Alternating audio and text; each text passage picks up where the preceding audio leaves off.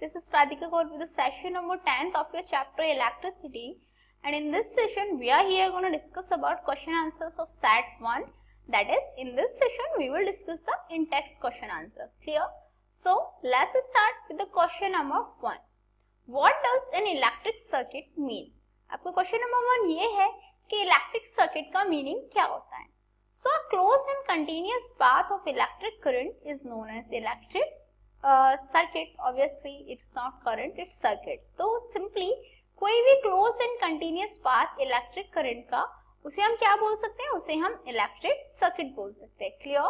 The closed and continuous path of electric current is called is known as electric circuit.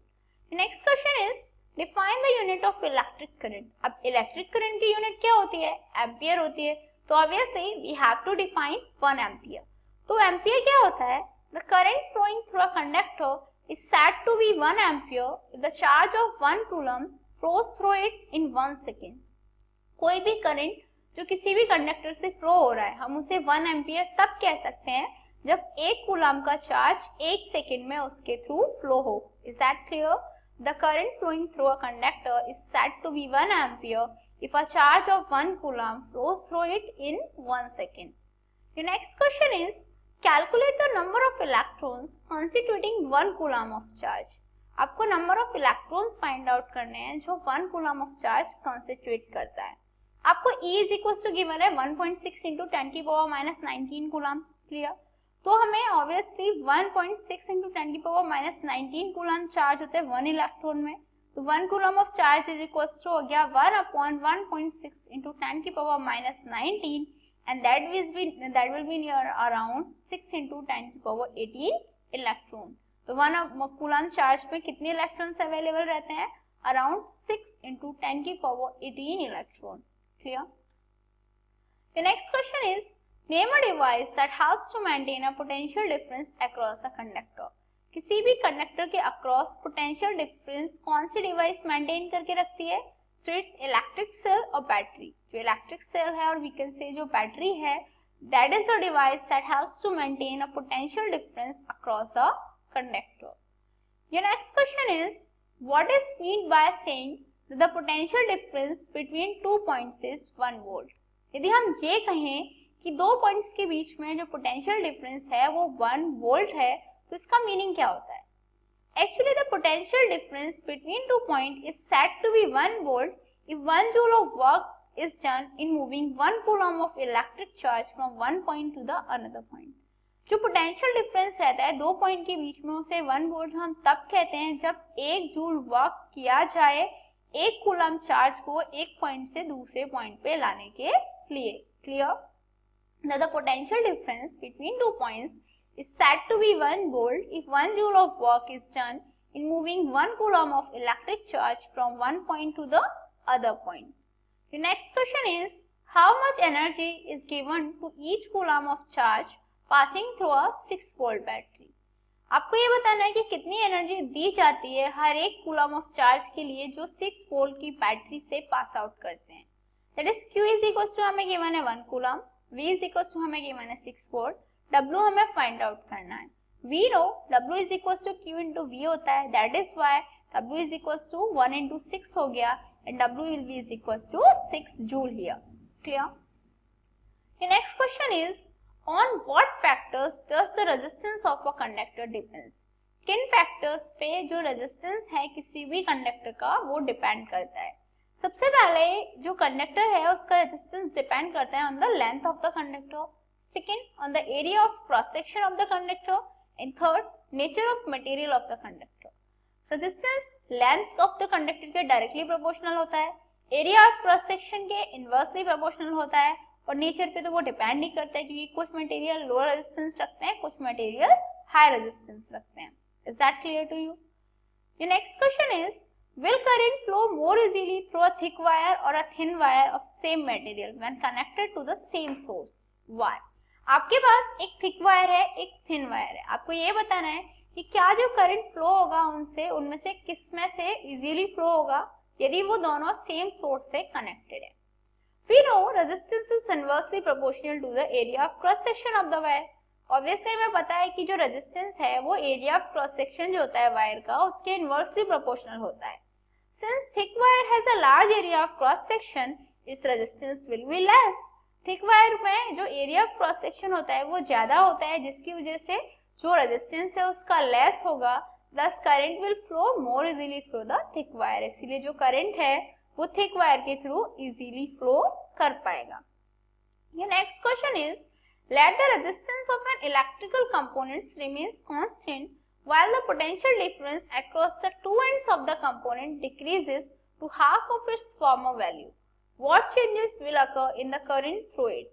आप suppose करिए resistance जो है electrical component का वो constant रहता है, जबकि जो पोटेंशियल डिफरेंस है वो डिक्रीज हो जाता है to half of its former value, that is V is equal to हो जाता है V/2। Clear? Now you have to find what changes will occur in the current through it. तो जो करंट होगा उसमें क्या चेंजेस आ जाएंगे। लेट रेजिस्टेंस PR, आप रेजिस्टेंस R सपोज कीजिए, पोटेंशियल डिफरेंस V हो गया, across the two ends becomes V/2। Potential difference क्या हो गया? V/2 हो गया। We know I is equal to V/R होता है, V is equal to V/2 हो गया, तो I इज इक्वल टू हो जाएगा V/2R, so I is equal to हो जाएगा 1/2I। That is, we can say current through the components becomes half of its original value। जो current है वो अपनी original value के half हो जाएगा। Your next question is, why are coils of electric toaster and electric irons made of alloy rather than pure metal? जितने भी हमारे इलेक्ट्रिक टोस्टर्स हुए, इलेक्ट्रिक आयरन्स हुए, उनके जो कॉइल्स होती हैं उन्हें हम एलॉय की क्यों बनाते हैं प्योर मेटल की जगह? Actually alloy have a higher resistivity and they consistent metals. जो एलॉय है उनकी अपने कंसिस्टेंट मेटल की कंपैरिजन में रेजिस्टिविटी हाई होती है। एलॉय डू नॉट ऑक्सीडाइज और burn at high temperature. Alloy जो है वो हाई टेम्परेचर पे ना ऑक्सीडाइज होते हैं ना बर्न होते हैं, and also they have high melting point. Alloys का जो मेल्टिंग पॉइंट होता है वो भी हाई होता है। Thus, they are used to make coils of electric toasters and electric irons rather than pure metals. Clear? The next question is, draw a systematic diagram of circuit consisting of a battery of 3 cells of 2 volt each and a 5 ohm resistor and a 8 ohm resistor and a 12 ohm resistor and a plug key all connected in series. आपको एक systematic diagram बनाना है जिसमें आपको 3 resistor लगाने हैं, 5, 8 and 12 ओम के 2 volt की battery लगानी है और सबको सीरीज में कनेक्ट करना है। तो ये आपका डायग्राम है। 5 ओम का एक रेजिस्टेंस लगाया, 8 का लगाया, 12 का लगाया और ये हमने 6 वोल्ट की बैटरी से कनेक्ट कर दिए और ये एक सीरीज कॉम्बिनेशन शो कर रहा है क्योंकि जो रेजिस्टेंस है वो एंड टू एंड एक दूसरे से कनेक्टेड है। Next question is, redraw the circuit of question number 1। Question number का जो 1 का जो सर्किट था आपको उसी को रीड्रॉ करना है। Putting in an ammeter to measure the current through the resistor. आपको उसमें एक अमीटर और रखना है, ठीक है, उसके थ्रू आपको, ताकि आप जो करंट है उसकी वैल्यू मेजर कर पाए। Voltmeter to measure the potential difference. एक वोल्ट मीटर रखना है जो पोटेंशियल डिफरेंस को मेजर कर सके across the 12 ohm resistor. That is जो 12 ओम रजिस्टर था उसके अक्रॉस आपको वोल्ट मीटर रखना है। What would be the reading in the ammeter and the voltmeter? अभी आपको ये बताना है जो अमीटर और वोल्टमीटर है उसमें रीडिंग क्या आएंगी। तो obviously R is equal to R1 plus R2 plus R3 हो गया, तो R आ गया हमारा 5 प्लस 8 प्लस 12, तो R आ जाएगा हमारा 25 ohm. Clear? I is equal to V upon R होता है तो 6 अपॉन 25 हो गया, तो I इज इक्वल टू हो जाएगा हमारा 0.4 एम्पियर। क्लियर? तो अमीटर रीडिंग आ गई हमारी 0.24 एम्पियर। नाउ पोटेंशियल निकालना है हमारा, तो potential across 2 ohm resistance that is V is equal to R हो गया, तो that will be is equal to 0.24 into 12, so V is equal to आ जाएगा हमारा 2.88 वोल्ट। दैट इज जो हमारी वोल्ट मीटर रीडिंग है वो आ जाएंगी 2.88 volt. Clear? The next question is, an electric lamp of 100 ohm, a toaster of resistance 50 ohm and a water filter of resistance 500 ohm are connected in parallel to a 220 volt source. What is the resistance of an electric iron connected to the same source that takes as much current as all 3 appliances, and what is the current through it? आपको simply R1, R2, R3 given है। Clear? हम suppose करते हैं lamp का resistance R1 है that is equal to 100 ohm, toaster का resistance R2 है that is equal to 50 ohm, and जो फिल्टर है उसका रेजिस्टेंस R3 है that is equal to 500 ohm. तो इक्विवेलेंट रेजिस्टेंस निकालेंगे 1/r इज इक्वल हो जाएगा 1/r1 plus 1/r2 plus 1/r3। तो 1/r इज इक्वल हो जाएगा 1/100 plus 1/50 plus 1/500, that will be is equal to 16/500। तो that will be r is equal हो जाएगा 500/16, r इज इक्वल हो जाएगा 31.25 ohm and current that is I is equal हो जाएगा V/R और 220/31.25, so I is equal हो जाएगा 7.04 ampere. Next question is what are the advantages of connecting electrical appliances in parallel with the battery instead of connecting them in series। किसी भी electrical appliance को parallel में connect करना क्यों advantageous होता है than connecting them in series? Actually current is divided throughout all the electrical devices. The total resistance in the circuit is decreased and device work properly। Simply क्या होता है, parallel combination में जो current है वो divide हो जाता है इलेक्ट्रिकल डिवाइसेस में। क्लियर? तो जो टोटल रेजिस्टेंस होता है सर्किट का वो डिक्रीज हो जाता है, जिसकी वजह से जो डिवाइस है वो प्रॉपर्ली वर्क करता है। And if one of the device in a parallel combination fuses और फेल्स, यदि कोई एक डिवाइस पैरेलल कॉम्बिनेशन में फ्यूज हो जाती है या फेल हो जाती है, तो other devices will working throughout being unaffected, that is जो other devices हैं वो properly work करती रहेंगी without किसी effect के। that is why parallel combination better होता है। The next question is how can three resistors of resistance 2 ohm, 3 ohm, 6 ohm be connected to give a total resistance of 4 ohm and 1 ohm। 2 ohm, 3 ohm and 6 ohm के resistance को हम कैसे connect करें कि हमें total resistance 4 ओम का मिल जाए और 1 ओम का मिल जाए? Simply if 3 ohm and 6 ohm are connected in parallel, thus R is equal हो जाएगा 1/3 plus 1/6, so that will be is equal to 2 ohm। Clear? If this combination is connected in series with 2 ohm resistance, then R is equal हो जाएगा 2m plus 2 ohm, that will be is equal to 4 ohm। तो यदि हम ऐसे बनाए कि दो register को पैरेलल में कनेक्ट करें 6 और 3 वाले को, और उसके साथ में एक सीरीज में 2 ओम को कनेक्ट कर दें, तो जो कॉम्बिनेशन होगा वो हमें क्या देगा? 4 ओम देगा। क्लियर? नाउ 1 ओम गेन करने के लिए हमें क्या करना पड़ेगा? Since equivalent resistance is less than the least value of the resistance, it means all 3 resistors are connected in the parallel. क्योंकि जो इक्विवेलेंट रेजिस्टेंस आ रहा है वो लीस्ट वैल्यू ऑफ रेजिस्टेंस से लेस है। इसका सिंपल सा मीनिंग क्या है? इसका मीनिंग ये है कि सारे के सारे जो भी रेजिस्टर्स हैं वो पैरेलल में कनेक्ट होंगे। तो हम क्या करेंगे? 2 ओम, 3 ओम, 6 ओम तीनों को पैरेलल में कनेक्ट कर देंगे। तो R इज इक्वल हो जाएगा 1/1/2 plus 1/3 plus 1/6 and that will be equal to 1 ohm. The next question is what is the highest and the lowest total resistance that can be secured by a combination of 4 coils of resistance 4 ohm, 8 ohm, 12 ohm and 24 ohm। Simple सा है, आप पहले parallel combination बनाइए 4 ओम, 8 ओम, 12 ओम, 24 ओम का। तो हम minimum के लिए R मिनिमम इज इक्वल हो जाएगा 1/R1 plus 1/R2 plus 1/R3 plus 1/R4। इसको सॉल्व आउट करिएगा तो R मिनिमम आ जाएगा 24/12 ओम और that will be is equal to 2 ohm. Now R maximum निकालने के लिए हमें चारों को सीरीज में कनेक्ट करना पड़ेगा। तो 4 ohm plus 8 ohm plus 12 ohm plus 24 ओम, तो R मैक्सिमम आ जाएगा हमारा 48 ओम। Is that clear to you? The next question is why does the cord of an electric heater not glow while heating element does? ऐसा क्यों होता है कि जो electric heater होता है उसकी कॉर्ड जो होती है वो ग्लो नहीं करती जबकि हीटिंग एलिमेंट करता है? Actually the cord of an electric heater has lesser resistance than its heating element। जो कॉर्ड होती है इलेक्ट्रिक हीटर की उसका जो रेजिस्टेंस होता है वो कम होता है हीटिंग एलिमेंट से। So more heat is produced in heating element than the cord and it glows। इसीलिए जो ज्यादा हीट कहाँ पे प्रोड्यूस होती है? ज्यादा हीट हीटिंग एलिमेंट में प्रोड्यूस होती है, क्योंकि H is directly proportional to I। ये हमने H is equal to I² RT फॉर्मूले के अकॉर्डिंगली स्टडी किया हुआ है।